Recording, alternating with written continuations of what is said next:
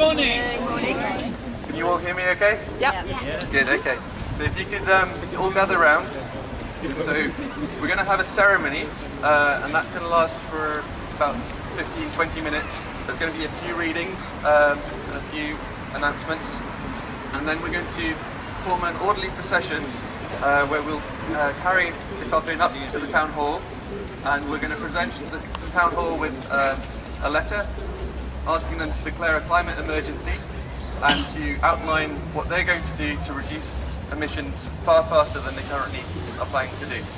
So today is a day of sadness and mourning and grief, but it's also a day of rebellion, where we're going to take our demands and say this is not the future that has to come to pass, this is not the future we want to see, and that we're going to try and stand up and make sure we do something about that. But we think it is important to recognise the fear that is in the lot of our hearts and the grief at what we've already lost and what we stand to lose if we do not take action. So we thought it was appropriate to start our actions in Sheffield as Extinction Rebellion Sheffield by having this funeral for the future. A symbolic funeral, but I think as a way of conveying what's in our hearts and what's on our minds. So we've got 5 readings for you this morning, and if anybody else has any comments or remarks that they'd like to make after that, we'd welcome those as well.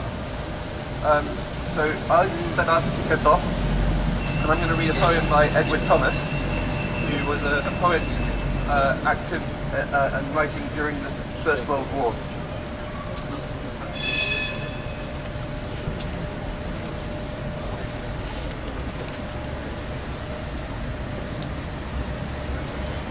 Okay, so this poem is called The Gallows. There was a weasel lived in the sun with all his family, till a keeper shot him with his gun and hung him up on a tree, where he swings in the wind and rain, in the sun and in the snow, without pleasure, without pain, on the dead oak tree bough. There was a crow who was no sleeper, but a thief and a murderer, till a very late hour, and this keeper made him one of the things that were, to hang and flap in the rain and wind, in the sun and in the snow. There are no more sins to be sinned on the dead oak tree bough. There was a magpie too, had a long tongue and a long tail. He could both talk and do, but what did that avail? He too flaps in the wind and rain, alongside the weasel and crow, without pleasure, without pain, on the dead oak tree bough. And many other beasts and birds, skin, bone, feather, have been taken from their feasts and hung up there together, to swing and have endless leisure in the sun and in the snow, without pain, without pleasure, on the dead oak tree bough. Okay, this is a poem about fighting against death. Probably now you can see. Do not go gentle into that good night. Old age should burn and rave at close of day. Rage, rage against the dying of the light. Though wise men at their end know darkness bright, because their words had forked no lightning, they do not go gentle into that good night. Good men last wave by, crying how bright their frail deeds might have danced in a green bay. Rage, rage against the dying of the light. Wild men caught and sang the sun in flight and learned too late, they grieved it on its way. Rage, rage against the dying of the light. Great men, near death, who see with blinding sight, blind eyes who blaze like meteors every day. Rage, rage against the dying of the light.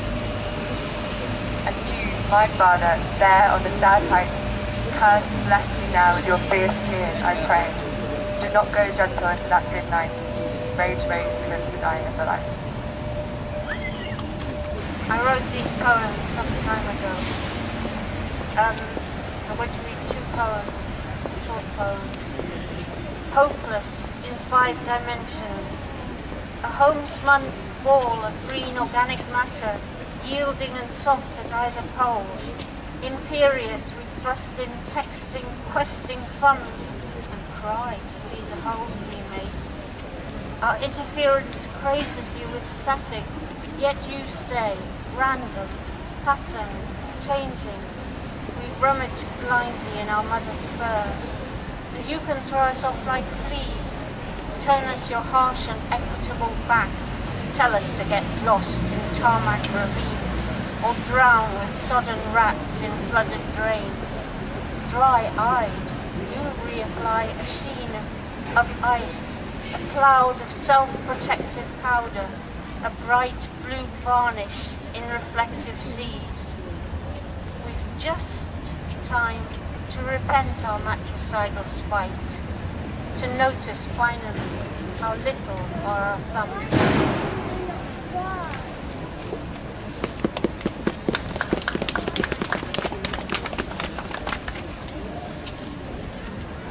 This is called not drowning but waving. It's hotting up this world of ours. We're frying up the clouds. Our transport is exhausting for our charter-loving crowds. So intricately, Western needs are knitting children's shrouds. So gently, gently, ice caps melt and islands disappear. We're waiting on the shoreline as the water walls draw near. Oh no, no, no, it's now so warm. But don't let's raise a cheer. Let's raise our arms and loud protest. Both south and north are dear. A tidal wave of global change can spread from pier to pier. Not drowning, but waving. I'm going to read from the book of Deuteronomy from the Old Testament. This is the occasion when Moses is giving his final exhortation to the people of Israel before they go into the promised land, which he will not be allowed to see. Deuteronomy chapter 13. Surely this commandment that I am commanding you today is not too hard for you, nor is it too far away. It is not in heaven that you should say, who will go up to heaven for us and get it for us, so that we may hear it and observe it. Neither is it beyond the sea that you should say, who will cross to the other side of the sea for us and get it for us, so that we may hear it and observe it. No, the word is very near to you. It is in your mouth and in your heart for you to observe. See, I have set before you today life and prosperity, death and adversity. If you obey the commandments of the Lord your God that I am commanding you today, by loving the Lord your God, walking in his ways, and observing his commandments, decrees and ordinances, then you shall live and become numerous, and the Lord your God will bless you in the land that you are entering to possess. But if your heart turns away and you do not hear, but are led astray to bow down to other gods and serve them, I declare to you today that you shall perish. You shall not live long in the land that you are crossing the Jordan to enter and possess. I call heaven and earth to witness against you today that I have set before you life and death, blessings and curses. Choose life, so that you and your descendants may live, loving the Lord your God, obeying him and holding fast to him. For that means life to you and length of days, so that you may live in the land that the Lord swore to give to your ancestors, to Abraham, to Isaac, and to Jacob.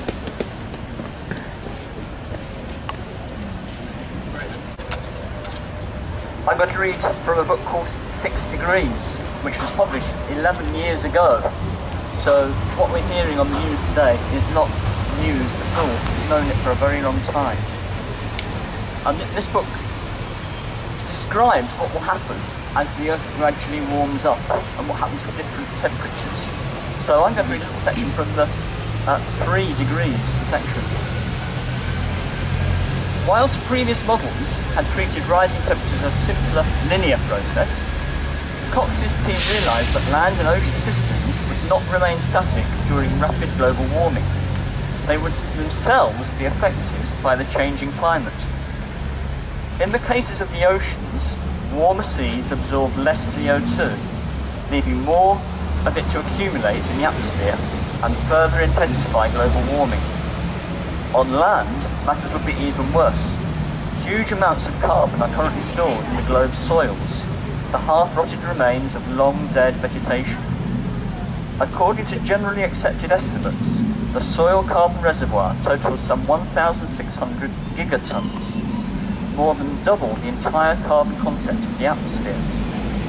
As soil warms, bacteria speeds up their work to break down this stored carbon, releasing it back into the atmosphere as carbon dioxide. Whereas most climate models treat the land surface as inert, Cox's team for the first time included this positive feedback of carbon releases from warming soils and vegetation, and reached an astonishing result. According to the newly updated model, a 3-degree rise in global temperatures, something that would happen as early as 2050, effectively reverses the carbon cycle. Instead of absorbing CO2, vegetation and soils start releasing it in massive quantities as soil bacteria work faster to break down organic matter in a hotter environment, and plant growth goes into reverse. So much carbon pours into the atmosphere that it pumps up atmospheric concentrations by 250 parts per million by 2100, giving a further 1.5 degree boost to global warming. In other words, the Hadley Centre's team had discovered that the carbon cycle's positive feedbacks could tip the planet into a runaway global warming spiral by the middle of this century, much earlier than anyone has so far suggested. By 2100, global warming in the Hadley model rose from 4 degrees C to 5.5 degrees C, perilously close to the IPCC's worst case scenario. We are in a climate emergency. It's time to rebel.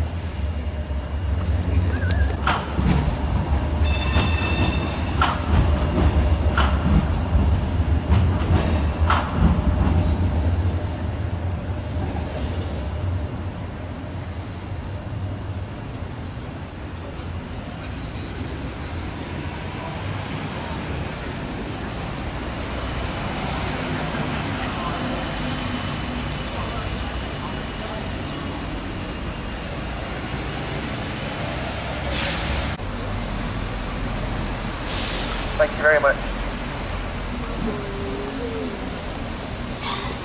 May God bless you with discomfort to easy answers, half-truths and easy relationships, so that you may live deep within your heart. May God bless you with anger at injustice, oppression and exploitation of the earth and its people, so that you may work for justice, sustainability, freedom and peace. May God bless you with tears to shed for those who suffer from pain, rejection, starvation, forced migration and war, so that you may reach out your hand to comfort them and turn their pain into joy. And may God bless you with enough foolishness to believe that you can make a difference in this world, so that you can do what others claim cannot be done. Amen. Okay, so the bit that I'm always a bit nervous about. So I'm going to teach you how to sing a song that we're going to sing as we go about our march. So it's a very simple song, and it basically has only 3 verses, and we'll sing those verses in unison.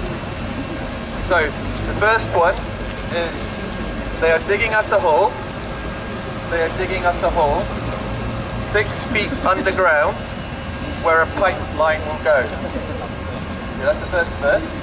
The second verse is, they are digging us a hole, they are digging us a hole, 6 feet underground, where our future will go. third verse is, we will lay down our bodies, but they won't take our souls, and we won't stand by and watch as they dig us a hole. Okay?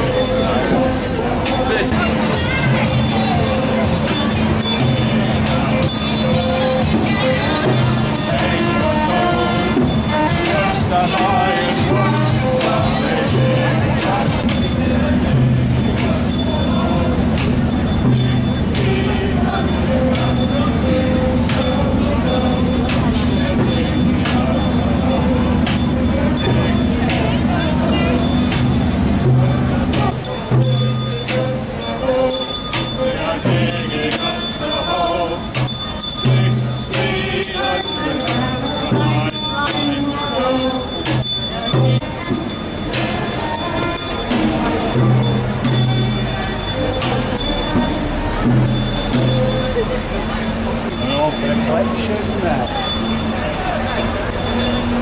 Let me take a video, mate.